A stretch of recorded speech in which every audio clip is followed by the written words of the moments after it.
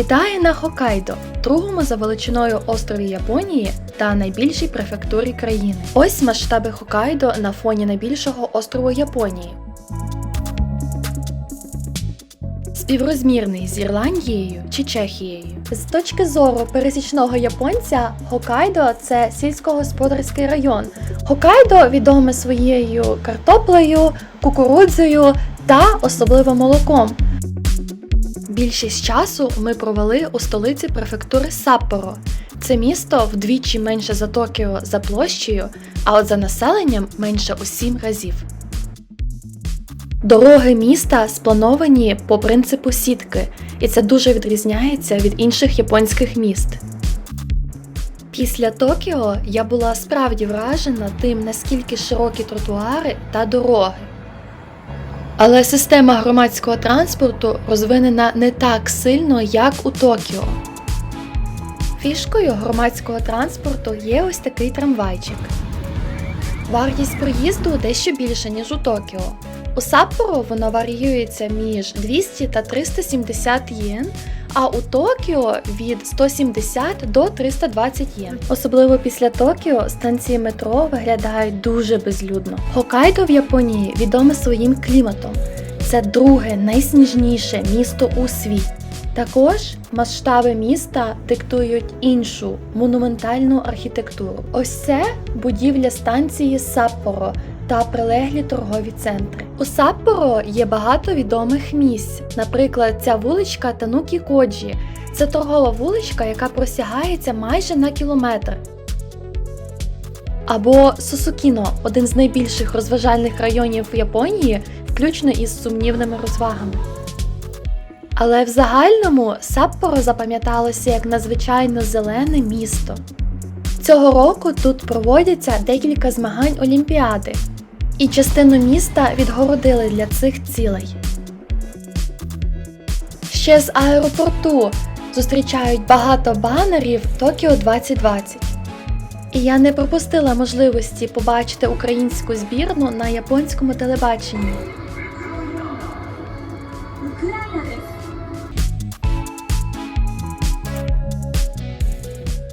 Саппоро приймало зимові Олімпійські ігри 1972 року і спорудили на пам'ять музей. Цьогорічній Олімпіаді присвятили досить маленьку експозицію. Мені було цікаво роздивитися форми учасників японської команди на церемонії відкриття. Музей здебільшого вміщує симулятори різних зимових олімпійських видів спорту, наприклад, стрибки із лижами. Саме місце для стрибків із лижами – це основне туристичне місце у Саппоро, яке залишилося з часів Олімпіади. У Саппоро здивувало також те, що за температури вище 30 градусів у багатьох громадських місцях не було кондиціонерів. Відвідувачі переважно рятувалися ось такими місцями, де розпилюють воду. А ось і перлинка цього музею – стадіон Окураяма. До речі, Саппоро знову подало заявку, аби приймати зимові Олімпійські ігри у 2030 році. На верхівці можна побачити чудовий краєвид. Взагалі в Саппоро основна кількість туристичних місць – це ті, з яких відкривається краєвид на місто.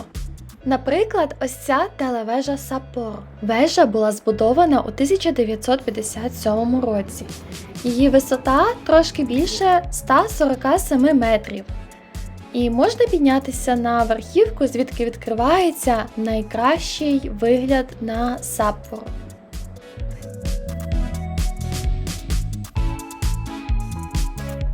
Майже кожне туристичне місце у Японії має свій символ.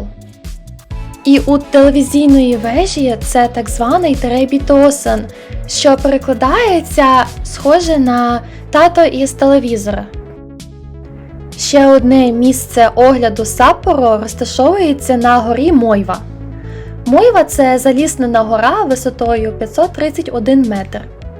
Піднятися на гору можна за допомогою канатної дороги. До речі, так працівник проводжає своїх відвідувачів.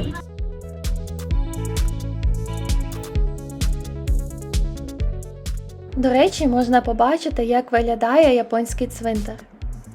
Потім треба змінити на дещо інший вид транспорту. Вигляд міста із верхівки гори дуже захоплює. Саппоро оточене з одного боку морем, а з іншого горами. Хоккайдо – така сама гориста місцевість, як і решта Японії. Я не знаю чому, але в Японії дуже часто розміщені такі дзвоники на якихось туристичних місцях.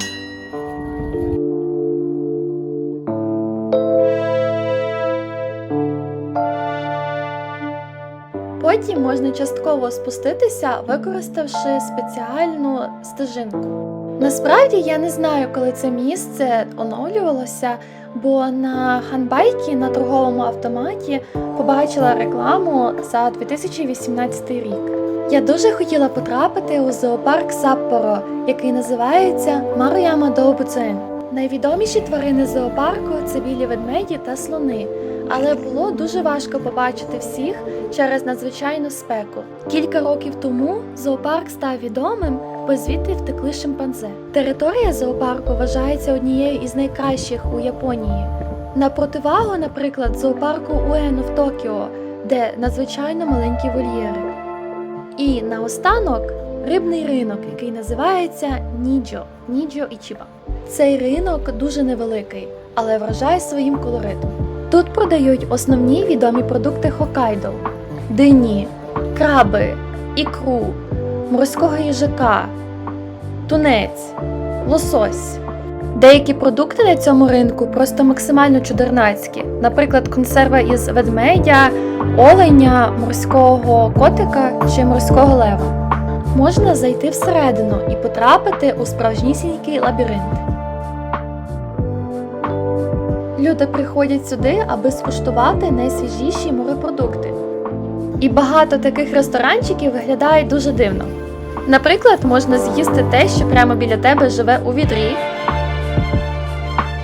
А це взагалі щось дуже незрозуміле. Я навіть і не знала, що там є стіл і чому вони взагалі стоять. Це місце – гарне відображення того, як виглядає такий хаос, який можна побачити лише у Японії.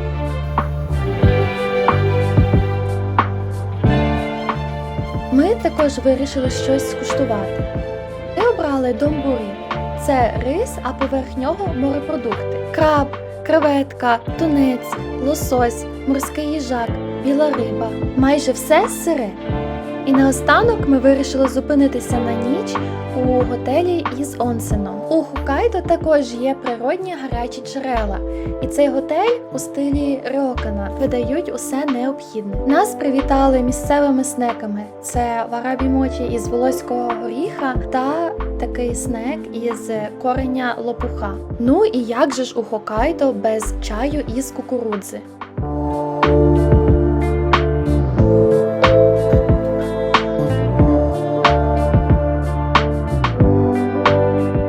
Перед самим відльотом ми побували у якості жертви маркетинг-стратегії Старбаксу. Кожна із 47 префектур Японії випустила власне фрапучино. У Хоккайдо це смак кукурудзи. Поділіться своїми враженнями від Саппоро у коментарях. У наступному відео ми відвідаємо дикий пляж Хоккайдо, а також ми відвідаємо місто Отаро, відоме своєю архітектурою та атмосферою.